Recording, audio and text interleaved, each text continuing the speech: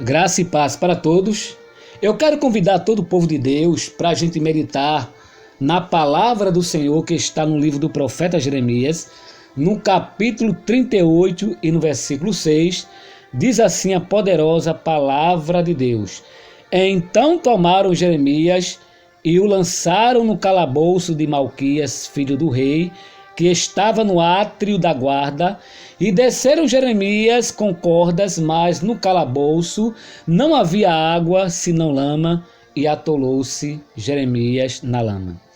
Meus amados, eu li aqui um texto que fala a respeito do profeta Jeremias. Nós sabemos que o profeta Jeremias, ele foi um profeta que ele profetizou para as nações daquela época. Jeremias, ele foi um profeta muito usado por Deus, um profeta que sempre estava na presença do Senhor, um profeta que profetizava aquilo que Deus colocava no seu coração. Jeremias era um profeta que não se vendia, era um profeta que andava com a verdade. E o profeta Jeremias, ele tem uma história muito linda com Deus. Quando você lê o capítulo 1 do livro de Jeremias, quando Deus ele se apresenta ali a Jeremias, Deus diz: olha Jeremias, antes que tu formasse no ventre da tua mãe, eu te conheci, e antes que tu saíste da madre, te santifiquei as nações e te dei por profeta. Então Jeremias disse: Senhor, eu ainda sou uma criança, né? Porque Jeremias ainda tinha mais ou menos uma idade de 16 anos, né? Quando Deus se apresenta para ele, e aí Deus disse: olha, não diga que és uma criança, porque aonde quer que eu te enviar, irás, e tudo quanto te mandar, dirás. Não temas diante dele, porque eu sou contigo para te livrar, diz o Senhor. E a Bíblia vai dizer que Deus ali, né, mostra para Jeremias ali uma visão, e diz: Jeremias, o que vês? Aí Jeremias: eu vejo uma vara de amendoeira. Aí o Senhor diz para Jeremias: olha Jeremias, viste bem, porque eu velo sobre a minha palavra para cumprir. Olha só, irmão, que coisa linda. Deus ali se apresentando para Jeremias, dizendo ali para Jeremias que iria cumprir com a sua palavra, que Jeremias ia ser um profeta entre as nações. E nós sabemos, meus amados, que Jeremias foi um profeta que ele teve muitas experiências com Deus.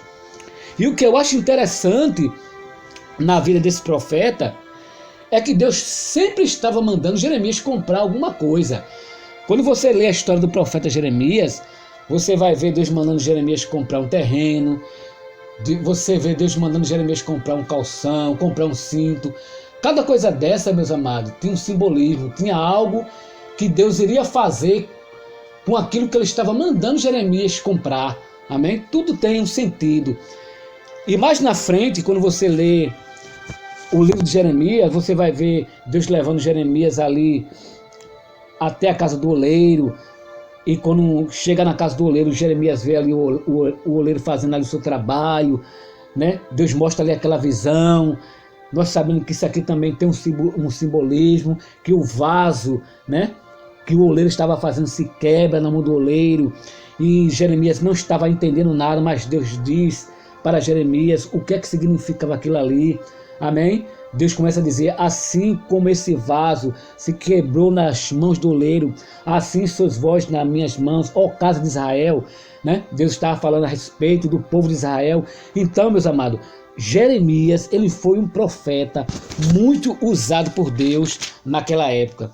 E diz a palavra do Senhor neste capítulo 38, que o profeta Jeremias, ele tinha profetizado que a cidade de Jerusalém seria tomada pelo rei da Babilônia.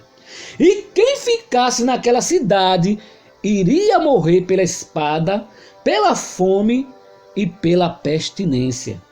Você pode observar que o profeta Jeremias, ele era um profeta que profetizava aquilo que Deus colocava nos seus lábios. Se ele profetizou, foi porque Deus mandou. E depois que o profeta Jeremias ele profetiza, os príncipes, os chefes da guarda, eles não gostaram. Eles não gostaram da profecia de Jeremias. E disseram: morra este homem, porque está enfraquecendo os nossos homens de guerra. Olha, meus amados, mediante se alguém não gostar ou não daquilo que você profetiza, não te preocupa não. O importante é que você cumpra com aquilo que Deus mandou você fazer.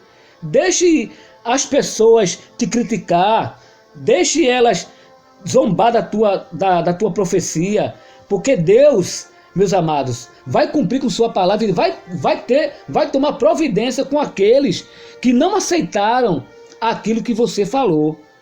Na verdade, e aqueles homens, meus queridos, ele começa agora a ir de encontro a Jeremias. Eles não gostaram. Eles começaram ali a se indignar com aquela profecia de Jeremias. Você sabia, meus amados, que nem todo mundo gosta de profeta? Você sabia disso? Por quê? Porque o profeta, quando ele profetiza, muita gente não gosta, porque às vezes aquela pessoa ali está em trevas e tem medo da luz, para que a luz não venha resplandecer o seu pecado. Eu me lembro que uma certa vez eu estava numa igreja e tinha ali um profeta ali profetizando, e entrou um irmão na igreja, todo arrumado, todo engravatado, com a Bíblia na mão. E quando você vê uma pessoa chegando assim, bem arrumado, bem vestido, de gravata, com aquela Bíblia na mão, aí você diz, esse aí é um homem de Deus, né? Mas às vezes nem é um homem de Deus, às vezes, né, a pessoa está ali todo desconcertado.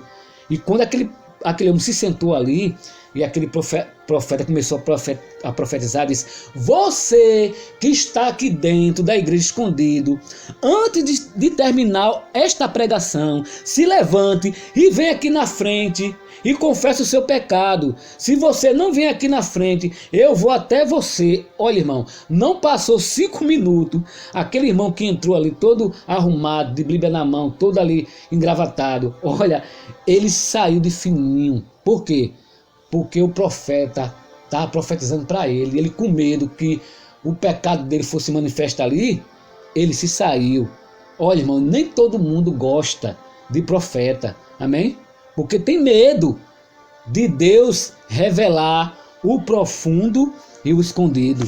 E a Bíblia vai dizer que esses homens, eles vão até o rei e diz ao rei tudo o que estava acontecendo, amém? Só que o rei, meus amados, em vez de dizer assim, olha, não faça nada com Jeremias, deixe ele para lá. Não, o rei, deixou que aqueles homens fizessem o que quisessem com Jeremias. Então eles pegaram Jeremias e levaram Jeremias e lançaram Jeremias no calabouço dentro de uma cisterna. Olha aí. E dentro dessa cisterna, meus queridos, não tinha água, só tinha lama, conforme o versículo 6 que eu acabei de ler para você aqui. E Jeremias, irmão, quando estava ali dentro daquele calabouço, com certeza Jeremias, ele ia morrer ali dentro, porque não tinha como ele sair. E aquele poço era muito fundo, com certeza ali Jeremias não tinha nem sequer ali ar para respirar dentro daquela cisterna. O poço era fundo, só tinha lama. Meus queridos, que situação o profeta Jeremias agora se encontra. Que situação difícil.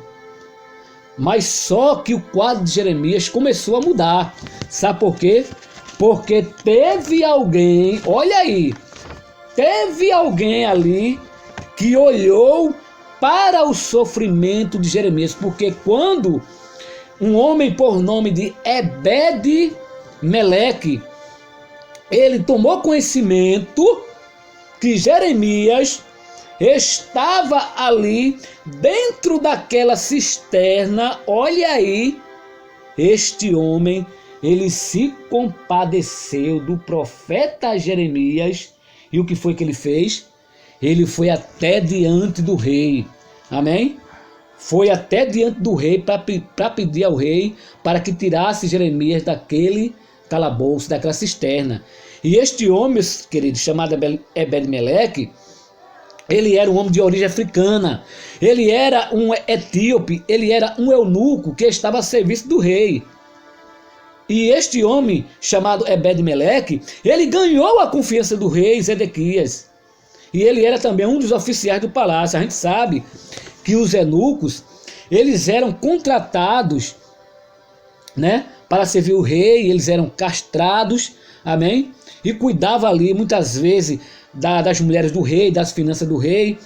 A Bíblia traz até um exemplo de um homem que também ele era eunuco, que ele vivia ali no palácio do rei, né? O nome desse homem deixa eu ver aqui. O nome desse homem aqui, meus queridos, era Potifar. Ele era eunuco de Faraó. E ele também era um oficial de Faraó, administrador, trabalhava no palácio. Amém? E você sabe que esse eunuco chamado Potifar, que era eunuco de Faraó, também ele era oficial do rei, igual a este homem chamado Ebed-Meleque, que estava a serviço do rei. E a Bíblia vai dizer que Ebed-Meleque, meus amados, ele abriu mão do seu conforto, abriu mão ali de tudo ali que ele fazia ali naquele palácio, né, para ir até o encontro do rei, arriscou até sua própria vida, porque aquele que entrasse na presença do rei sem autorização, o rei poderia até mandar penalizar, poderia até mandar dar uma pisa, mandar jogar também no calabouço, mas não, ele arriscou a sua própria vida, abriu mão do seu conforto em prol do seu próximo. Olha, meus amados, são poucos que fazem isso. São poucos que se compadecem quando vê alguém em meu sofrimento. Não sei se você já leu aquela parábola, a parábola do bom samaritano, que está no livro segundo escreveu São Lucas, no capítulo 10. Olha só, um homem caiu no meio do caminho porque ele foi assaltado por vários salteadores ali, bateram muito naquele homem, e aquele homem ficou ali caído, e passou ali dois homens de Deus, um era um sacerdote, o outro era levita, e estes dois homens, meus amados, que estavam na casa de Deus, que servia a Deus, não se compadeceu daquele homem que estava ali caído, aquele homem que tinha saído de Jerusalém e estava indo para Jericó. Olha só, o homem estava ali caído, quase morto, e a única pessoa que se compadeceu deste homem foi um samaritano, que chegou ali, viu aquele homem, se comoveu de íntima compaixão. Ali ele cuidou das feridas dele, colocou azeite, colocou vinho, colocou numa estalagem, e disse ao homem daquela estalagem, dizendo que quando voltasse de viagem, o que fosse gastado com aquele homem que estava ali sendo cuidado por ele, ele pagaria. Amém? Olha só, meus amados, não é todo mundo que se compadece do meu e teu sofrimento, não. Amém? E Ebed-Meleque, ele foi até o rei. Olha aqui, ó. Tá aqui na palavra de Deus. Ouviu, pois, Ebed-Meleque, o etíope, um eunuco que estava na casa do rei, que tinham metido a Jeremias no calabouço, e estava, porém, o rei assentado à porta de Benjamim, e Ebed-Meleque saiu ao encontro do rei, dizendo: Senhor, meu rei, estes homens fizeram mal a Jeremias, o profeta, lançando no calabouço, descendo ele ali naquele lugar, pois, né, se ele ficar ali dentro daquela cisterna, ele vai morrer. Então ele começou ali a contar uma história para o rei, dizendo ao rei que tirasse Jeremias do calabouço. E o rei, meus amados, ordenou que Ebed-Meleque tirasse, né? Mandasse alguém tirar ele dali. Então o rei mandou 30 homens para que tirasse ali Jeremias daquele calabouço, ali daquela cisterna. Amém? Quando aqueles homens chegou ali, Ebed-Meleque pegou ali uma corda, pegou ali panos velhos, olha aí, começou a amarrar aquelas cordas ali e jogou ali Jeremias, jogou ali aquelas cordas para tirar o profeta que estava no fundo daquele poço.